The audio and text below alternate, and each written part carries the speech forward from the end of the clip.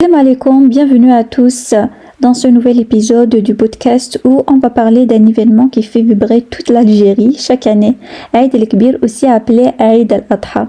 Alors, l'Aïd en Algérie, c'est une expérience unique. Il y a de la joie, des retrouvailles, de la bonne nourriture et bien sûr des moments épiques qu'on n'oublie jamais. Aujourd'hui, on va parler de toutes les étapes de l'Aïd en Algérie avec des anecdotes croustillantes, des galères et des traditions qui font de cette fête un moment exceptionnel. Vous êtes prêts? Allez, on commence. Premièrement, la préparation de l'Aïd. Si tu as grandi en Algérie, tu sais que l'Aïd commence bien avant le jour J. C'est tout un processus. Déjà, une semaine avant, c'est la mission de mouton. Toute la ville est en mode opération berbouche. Les rues se remplissent de moutons attachés un peu partout, sur les balcons, sur les toits, sur les cours et même dans les salles de bain. Oui, certains ont déjà fait ça. Les parents veulent toujours acheter le plus beau mouton, mais ils oublient un truc. Une fois à la maison, ce mouton devient un membre de famille. Les petits lui donnent des prénoms. Et certains vont même jusqu'à pleurer le jour du sacrifice. Et attention, il y a toujours le débat familial. Genre, celui-ci est trop maigre, il est malade, regarde ses yeux. Ah non, regarde ses dents, il est jeune, c'est un bon choix. Ah voilà, je sens qu'il va donner une bonne viande. Mais le vrai problème, c'est ramener le mouton à la maison.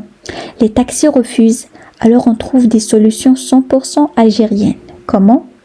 En voiture, avec le mouton sur la banquette arrière comme un passager, à moto, oui, il y en a qui le font, c'est risqué mais ça existe. À pied, et là c'est sport. Certains moutons refusent d'avancer et font des caprices, on dirait qu'ils savent ce qui les attend. Et la veille de l'Aïd maintenant, un véritable marathon. La veille de l'Aïd, c'est l'agitation totale dans toutes les maisons.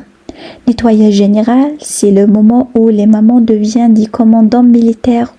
Range ta chambre, on a de la famille qui vient demain. Lave la terrasse, on va sacrifier le mouton dessus. Que personne ne touche à la cuisine, tout est prêt pour demain. Et les courses de dernière minute. Les supermarchés sont remplis à craquer. Tout le monde achète du charbon, des épices, de pain, des gants en plastique. Et bien sûr, il y a toujours un papa qui oublie quelque chose d'essentiel et doit refaire un aller-retour express au marché. Les enfants surexcités, ils ne pensent qu'à leurs vêtements neufs et à l'argent qu'ils vont recevoir. Papa, demain je vais avoir combien? Maman, je peux dormir avec mes nouvelles chaussures? Que c'est beau. Et puis, il y a ceux qui veulent absolument garder le mouton avec eux. Certains dorment même à côté de ce mouton pour le protéger. Et le jour de l'Aïd, sacrifice, rire et gaffe. Dès le matin, c'est le branle-bas du combat. La prière de l'Aïd. Tout le monde se réveille tôt, met ses plus beaux habits et part à la mosquée. L'ambiance est incroyable. Les salutations, les câlins, les Aïd Mabrouk partout, les enfants qui courent entre les rangées, excités par la journée qui commence, le moment du sacrifice. Là, ça devient sérieux. Les papas et les oncles se transforment en bouchers professionnels ou presque. Toujours la même chose. Celui qui prétend tout savoir, mais qui n'a jamais sacrifié un mouton de sa vie. Et celui qui filme tout sur Snap ou TikTok au lieu d'idées. Les enfants qui veulent regarder mais qui finissent par crier. Le mouton qui s'échappe à la dernière seconde, sèmant la panique dans toute la maison. Une fois le sacrifice terminé, tout le monde respire un peu, mais pas trop. Parce qu'il faut encore tout nettoyer et là c'est la catastrophe. Le rouge coule dans la rue et festin de la digestion, impossible. Après tout ce travail, place au repas royal, brochettes, merguez, bouzoulouf. En Algérie, la tradition veut qu'on commence par le foie grillé choix, suivi du bouzlouf, tête du mouton. Mais attention, si tu y es invité et que ton tonton t'oblige à goûter le cerveau, bon courage. Et la sieste post-Aïd. Après avoir bien mangé, tout le monde s'effondre sur les canapés, les tapis et même les chaises. Les hommes dorment, les mamans continuent à cuisiner, les enfants veulent encore jouer, les visites de famille.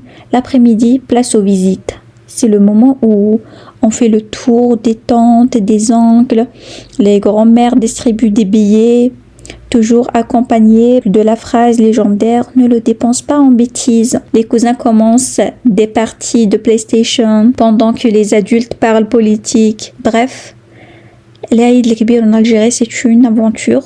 Il y a du stress, des fous rires, des traditions, des gaffes, mais surtout beaucoup de bonheur et de partage.